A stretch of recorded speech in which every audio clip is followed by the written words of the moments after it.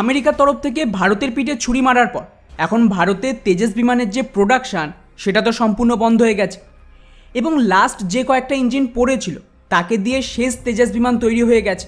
এখন আর কিচ্ছু করার নেই। এর মাঝেই কিছু ডিফেন্স সোর্সের মতে ভারত নাকি প্ল্যান করছে রাশিয়ান ইঞ্জিনকে দিয়ে পুনরায় তেজসকে চালু করার জন্য, যেখানে বেসিক্যালি রাশিয়ান RD-33 ইঞ্জিনকে কনসিডার করা হতে পারে, যাতে একদিকে ভারতের কাছে একটা ব্যাকআপ প্ল্যান চলে আসবে এবং তার সাথেই যেহেতু এটা রাশিয়ান ইঞ্জিন তো বুঝতেই পারছেন আমেরিকার পুরো প্ল্যানেটে জল ঢেলে দেবে।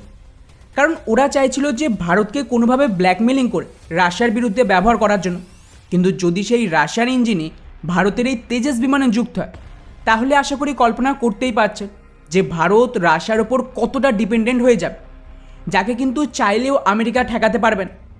কিন্তু মুশকিল হলো গতকালের ভিডিওতে আমি আপনাদের বলেছিলাম যে RD-33 ইঞ্জিন অলরেডি আমাদের MiG-29 বিমানে ব্যবহার করা হয় এবং এটাকে নিয়ে বায়ুসেনা খুব একটা খুশি তো নয়। স্পেশালি আপনারা যদি ইন্টারনেটে গিয়ে সার্চ করেন তাহলে এই ধরনের কয়েকশো ছবি পেয়ে যাবেন যাতে MiG-29 ইঞ্জিন থেকে এই ধরনের কালো ধোঁয়া বেরোতে দেখা যায়, যেটা এই ইঞ্জিনের সবচেয়ে বড় সমস্যা। আর এটাকেই কাউন্টার করতে রাশিয়া নাকি বহু বছর আগে এই ইঞ্জিনের একটা নতুন ভেরিয়েন্ট তৈরি করেছে যার নাম হলো RD-33MK, যাকে অলরেডি কিন্তু রাশিয়ার যে MiG-35 ফাইটার জেট রয়েছে সেখানে রাশিয়ার বায়ুসেনা অপারেটও করছে। আর এই ইঞ্জিনের সবচেয়ে বড় বিশেষত্ব হলো এতে পুরনো ইঞ্জিনের সমস্ত সমস্যা ঠিক করা হয়ে গেছে, এমনটা রাশিয়া দাবি করে। স্পেশালি এই যে কালো ধোঁয়া তৈরির যে সমস্যা ছিল সেটাও নাকি এখানে ঠিক হয়ে গেছে। আর শুধু তাই নয়, এই নতুন ইঞ্জিন অ্যাকচুয়ালি পুরনো ভার্সনের থেকে 7% বেশি শক্তিশালী। অর্থাৎ পুরনো ইঞ্জিন যেটা MiG-29 রয়েছে তা আফটার বার্নারের সাথে মোটামুটি 81 কিলো নিউটনের থ্রাস্টকে তৈরি করতে পারত, যেখানে এই MK ভেরিয়েন্ট মোটামুটি 88 কিলো নিউটনের থ্রাস্টকে তৈরি করতে পারে, যা আমেরিকার এই F404 ইঞ্জিনের সাথে তুলনা করলে তার থেকেও বেশি থ্রাস্ট তৈরি করে। আমেরিকার ইঞ্জিনে ম্যাক্সিমাম থ্রাস্ট যেটা ল্যাব টেস্টের রেজাল্ট তা হলো 84 কিলো নিউটন, যা অ্যাকচুয়াল অপারেশনে একটু তো কম হবে। আর রাশিয়ার এই ইঞ্জিন 88 কিলো নিউটন, মানে আমেরিকার থেকে প্রায় 4 কিলো নিউটন বেশি থ্রাস্ট তৈরি করে।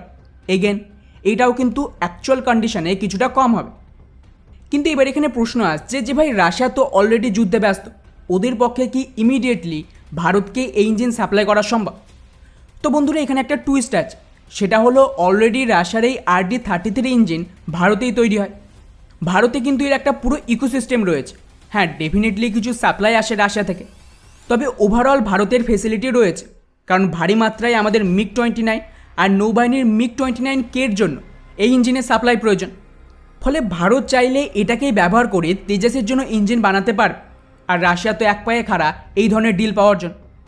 এবারে জাস্ট কল্পনা করুন যে ভারতের বেশি কিছু করার দরকার নেই, শুধুমাত্র একটা স্টকে থাকা RD-33 ইঞ্জিন তেজসের যে টেস্টিং ভেরিয়েন্ট রয়েছে তাতে যুক্ত করে টেস্টিং শুরু করুক, আর রাশিয়ার সাথে এই বিষয়ে একটা মিটিং করুক, অথবা HAL অফিসিয়াল স্টেটমেন্ট দিয়ে দিক যে আমরা একটা অল্টারনেটিভ রাশিয়ান ইঞ্জিনকে কনসিডার করছি তেজস বিমানের জন্য। আমি আপনাদের বলছি কিভাবে সপ্তাহখানেকের মধ্যেই আমেরিকার এই ইঞ্জিনের যে সাপ্লাই চেন সেটা ঠিক হয়ে যাবে আপনারা কল্পনাও করতে পারছেন না, এবং সেপ্টেম্বরের অনেক আগেই আমেরিকার এই ইঞ্জিন ভারতে পৌঁছেও যাবে। আর আমি বলবো যদি ইঞ্জিন ভারতে পৌঁছেও যায় তাহলেও অন্তত কিছু রাশিয়ান ইঞ্জিন তেজসে যুক্ত করে সার্টিফাইড করে রাখুক ব্যাকআপের জন্য। যেদিনই আবার আমেরিকার এই ধরনের ব্ল্যাকমেলিংয়ের ইচ্ছা হবে কোনো সমস্যা নেই, ব্যাকআপ দিয়ে কাজ হয়ে যাবে। কারণ দেখো, যেমন কুকুর তার তেমনই মুগুর দরকার, এছাড়া কিন্তু আমেরিকা শোধরাবেন। বাকি পুরো বিষয়টিকে নিয়ে আপনাদের কি মনে হয় যে ভারতের কি এখানে সত্যি রাশিয়ার ইঞ্জিনের দিকে যাওয়া উচিত? নিচে অবশ্যই কমেন্ট করে জানাবেন। জয় হিন্দ।